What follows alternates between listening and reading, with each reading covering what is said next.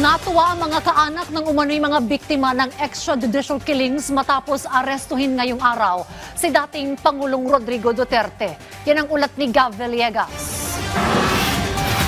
Tuwa ang nararamdaman ng mga kaanak ng mga biktima ng extrajudicial killings dahil sa pagkakaaresto ng mga otoridad kay dating Pangulong Rodrigo Duterte matapos lumabas ang arrest warrant mula sa International Criminal Court.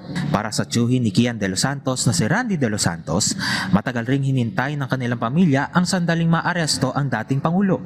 Anya, hindi lamang para sa kanila ang pagkakataong ito, kundi pati sa lahat ng mga kaanak na nawalan ng mahal sa buhay.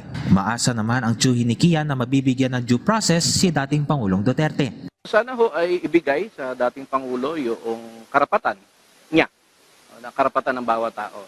Lahat ng karapatan na itinatadhana ng batas ay dapat na ibigay sa ating dating Pangulo. Nagbahagi naman ang ilan sa mga kaanak ng mga biktima ng EJK kung saan maluhaluhan nilang ikinuwento ang kanilang dinana sa paghahanap ng hustisya.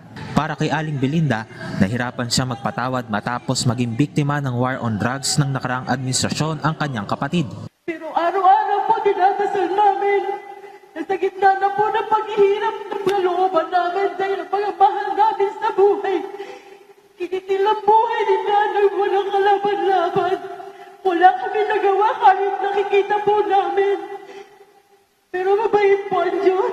Kaninang alas 3 ng hapon ng pangunahan ng founder ng program Paghilom na si Father Flaviano Villanueva, SVD, ang isang Thanksgiving Mass sa Sacred Heart Parish Shrine sa Quezon City na dinaluhan ng mga kaanak ng mga biktima ng EJK noong nakaraang administrasyon.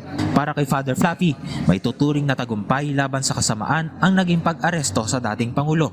Naniniwala rin ito na walang kikilingan ang ICC. Hopeful po ako na isusunod at sa susunod na mga warrant ang mga nagpanday ng bahay ng kadiliman at kamatayan.